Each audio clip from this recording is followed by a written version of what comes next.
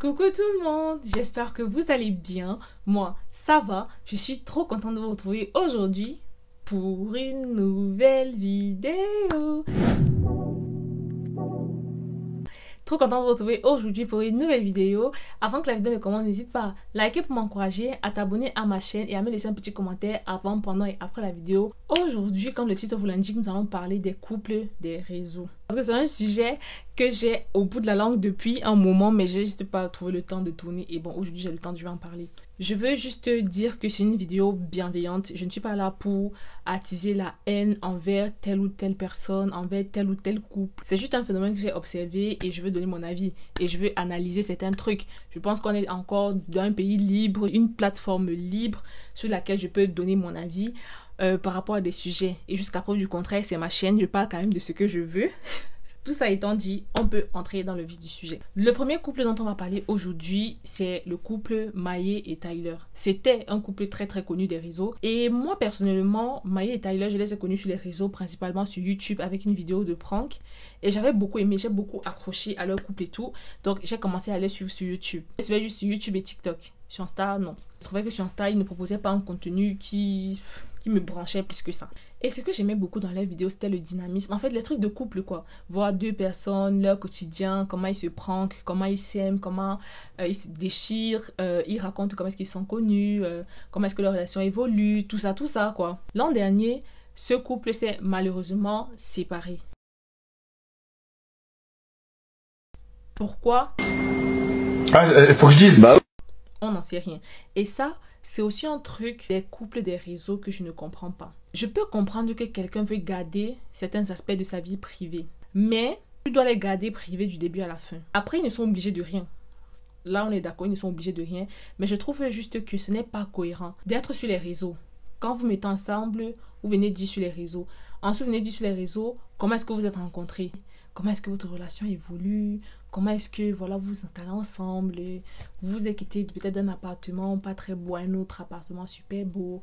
Vous nous montrez tout. Enfin, pas tout, mais des trucs que vous aurez pu garder privés. Vous avez choisi de venir mettre sur les réseaux. Vos projets en commun, vos projets perso, projet bébé, projet mariage, projet ci, projet ça. Vous nous avez tout dit. Et c'est exactement ce qu'ils ont fait. Ils nous ont tout dit. Et là, quand ils se séparent, en fait, je crois qu'il y avait eu une première tromperie. Je sais pas, en fait, si c'était une vraie tromperie, mais il y a une théorie comme quoi ça aurait été une vraie tromperie, maintenant qu'ils ont essayé de tourner ça en prank. Je sais pas trop, mais il y a une théorie comme ça. Bref, vous voyez un peu des trucs comme ça, des micmacs comme ça, on vient, on étale sur la place publique. Maintenant, du jour au lendemain, on voit Maye a supprimé les vidéos, ses photos avec Tyler sur ses réseaux, supprimé tout. Il n'y a plus rien sur les réseaux. Les gens se demandent, mais qu'est-ce qui se passe? C'est notre vie privée, vous n'avez pas venu nous poser des questions comme ça. On a commencé à se fâcher sur les réseaux, que les gens sont trop intrusifs, tout ça. C'est vous qui les avez habitués à ça. Les gens étaient posés là sur leur téléphone, ils ont vu, vous avez commencé à poster les vidéos, vous avez commencé à faire ci, à faire ça, à vous montrer, à vous exposer. Et ils ont pris goût. Maintenant, c'est à base de oui, non, vous êtes trop intrusif, c'est notre vie privée, vous n'avez pas le droit de demander ça, machin. Non, pour moi, quelque chose qui a commencé sur la place publique doit se régler sur la place publique. Après, c'est sa vie, elle fait ce qu'elle veut. Je trouve juste que, bon, on aurait aimé savoir ce qui s'est passé. Sur le point contenu individuel, et c'est plus ce point-là que je voulais appuyer. Je trouve que, depuis leur rupture, leur contenu à chacun ne matche pas trop avec la personnalité qu'on avait d'eux au départ. Par exemple, Tyler, c'est vrai, il a un concept qui marche. Girls and Boys Talk, ça marche. Moi, personnellement, j'ai pas vraiment regardé, mais quand je regarde les chiffres, je vois ça marche. Mais, j'ai pas accroché. Pas que j'ai pas regardé, j'ai regardé, mais j'ai pas accroché. Mais j'ai ça plu aux gens. Donc, pour lui, on va dire, ça va. Mais pour Maeva, je vais pas être méchante parce qu'on va dire, toi, tu es une fille, tu critiques une autre fille. C'est pas de la critique de fille à fille, c'est juste de la critique de... Je suis une consommatrice, j'ai été une consommatrice de son contenu et je trouve aujourd'hui que son contenu a changé et que son contenu n'est plus si intéressant que ça. En vrai de vrai, la seule chose intéressante dans sa vie, c'était son couple. Et elle est plus en couple. Et quand je regarde ses réseaux, je trouve pas qu'elle propose quelque chose d'accrocheur. Juste, tu vois, je me dis peut-être les gens sont liés attachés à elle, peut-être c'est pour ça que ça marche, mais je trouve que son contenu n'est vraiment, mais alors vraiment pas du tout qualitatif. Enfin, qualitatif, non, pas... Je vais dire ça comment... Ça, c'est pas un contenu qui accroche. Là, c'est pas très cherché, c'est pas très... waouh, je sais pas. C'est juste là. C'est juste bon, ok, maintenant je suis sur les réseaux, je suis obligée de créer du contenu. C'est un peu la vibe que ça me donne. Et je trouve ça dommage. Et j'aimerais aussi que les prochains couples des réseaux en tirent une leçon. Quand tu vas te lancer sur les réseaux, il faut t'assurer que tu as une plus-value. En dehors du contenu couple, qu'est-ce que tu apportes toi-même individuellement parlant? Parce que après, si vous séparez, votre communauté sera déçue. Parce que moi, je fais partie de la team. Je suis grave déçue du contenu qu'elle propose. Genre, c'est pas... Ça n'accroche pas. Ça n'accroche pas, que ce soit sur Snap, sur TikTok, sur Instagram. Nous n'en parlons plus. Ça n'accroche archi pas. Mais tu vois, il y a toujours des gens plus donner du gaz et tout. Mais bon, après, c'est la vie. C'est la vie, quoi. Il y a des gens qui aiment, des gens qui n'aiment pas. Après, c'est la vie. Mais je trouve juste que c'est dommage. Je pense que son produit, son fonds de commerce, c'était son couple. Et maintenant qu'elle est plus en couple, elle a plus trop rien à nous vendre en fait, donc c'est dommage. Le deuxième couple des réseaux à propos duquel je voulais parler, c'est Olivia et son mec. Je vais dire son mec parce que j'ai peur de mal prononcer son prénom, donc je préfère juste dire son mec. Moi je les ai connus sur Facebook.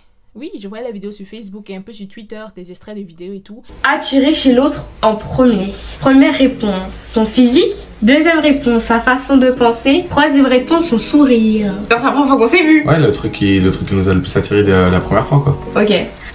J'ai peur de ce que tu veux dire. Mais non, allez, Non mais j'ai peur qu'on dit pas la même chose. Dans tous les cas on se connaissait pas donc ça peut pas être sa façon de penser. Ouais, voilà. Ok, 1, 2, 3. Ta grosse fesse de... Oh, ta grosse fesse. Et aussi un peu plus tard sur YouTube. Et je les trouvais trop drôles. Je les trouvais archi drôles, archi mignons. Ils étaient tout petits. Ils étaient aussi jeunes comme moi à l'époque. Et je voyais la vidéo et tout. Je trouvais trop drôle. Enfin, son mec, il était archi drôle et tout. La vidéo, ça faisait beaucoup rire. Et c'était mignon, quoi. Aujourd'hui, ils ont essayé... Plus ils ont évolué, plus ils ont essayé en fait de créer du contenu qui les sort un peu de ce truc de couple. Et c'est un peu de ça que je voulais parler. Aujourd'hui, Olivia, à elle seule, elle a une plus-value. Et son mec, à lui seul, il a une plus-value. Aujourd'hui, tu vas avoir des gens qui les suivent pour ceux qui sont individuellement et pas que parce qu'ils sont en couple. Alors que je pense que Maeva et Tyler, là, ça fait bizarre parce que là, c'est un couple qui est ami. Mais c'est pas trop pour les comparer. C'est juste pour comparer en tant que couple, pas les comparer en tant qu'amis. Je trouve que c'est là où alors le couple Maeva et Tyler, ils n'ont pas bien fait la chose. Ils se sont juste basés sur eux en tant que couple et ils ont essayé de créer du contenu individuellement parlant une fois qu'ils étaient déjà séparés. Et je trouve ça pas très ouf. Aussi, moi je trouve que les couples des réseaux, ils ont trop ce truc là ils ne savent pas en fait quoi garder privé et quoi montrer sur les réseaux. Le truc c'est que quand tu commences à montrer genre les gens vous ont littéralement vu grandir sur les réseaux, vous montrez tout, votre mariage, votre ceci, votre cela, et il y a quelque chose toujours qui fait partie de ça. Par exemple le bébé. Il y a quelque chose qui fait partie de ça. Vous prenez la décision de rendre ça privé, mais venez en parler sur les réseaux avec une telle arrogance et un tel mépris.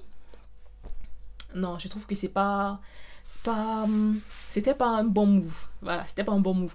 Et en plus, les deux, c'est pas un couple que j'aime trop. Parce que je les suivais quand j'étais plus jeune. Mais après, en grandissant, leur contenu, ça ne me parlait plus trop. Malgré que je trouvais le contenu intéressant. Par exemple, le contenu mode que Olivia fait, c'est juste waouh, c'est juste très intéressant. Mais c'est un contenu qui ne me parle pas plus que ça. En vrai. Donc c'est pour ça que moi, personnellement, ce couple-là, je suis assez détachée d'eux. Mais juste, j'étais tombée sur la vidéo que Olivia avait faite sur TikTok où elle disait aux gens qu'elle n'avait pas montré la tête de son bébé, tout ça. Après, vous allez me dire, c'est une grande fille, c'est une femme, une maman, elle a le droit de faire ce qu'elle veut. Ça, je n'en disconviens pas. Mais je vous dis encore, comme j'avais dit au début, du moment où vous avez décidé de rendre les choses privées, publiques, et que vous voulez rendre certaines choses privées, il y a une façon de dire. Parce qu'après, les gens, ils ne vont pas non plus te forcer à montrer ce que tu ne veux pas montrer. Il faut juste respecter les gens parce que ces chiffres que tu vois sur le nombre de followers sont des gens qui sont derrière ces chiffres. Donc, il faut respecter ces gens parce que c'est grâce à eux que tu es où tu es. Là, je m'adresse à ces couples-là qui créent du contenu couple sur les réseaux. Battez-vous à ce que demain... battez-vous pour faire en sorte que si demain votre couple ne marche plus, si vous n'êtes plus en couple, qu'on puisse vous reconnaître dans la rue pour autre chose que l'ex 2, la meuf 2, le mec 2. Vous voyez un peu. Essayez de travailler un peu aussi sur des concepts, des trucs un peu personnels que vous pouvez. Parce que je suis sûre qu'en tant qu'individu, si tu veux te lancer sur les réseaux, tu as autre chose à proposer juste que le fait d'être en couple. Oui, je pense. Du moins, bats-toi. Toi qui es en couple et qui es sur les réseaux, bats-toi à proposer autre chose juste que le truc de couple. C'est la fin de la vidéo. En vrai, j'avais pas trop grand chose à dire, mais bon, c'était un sujet dont je voulais parler, donc voilà. J'espère que la vidéo vous aura plu. N'hésitez pas à liker pour m'encourager, à vous abonner à ma chaîne, à me laisser un commentaire et à venir me suivre sur mes réseaux Instagram et TikTok. Là-bas, je propose du contenu qualitatif et différent de ce que je propose sur YouTube.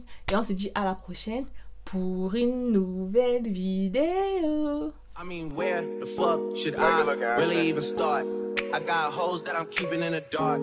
I got my niggas across the street living large. Thinking back to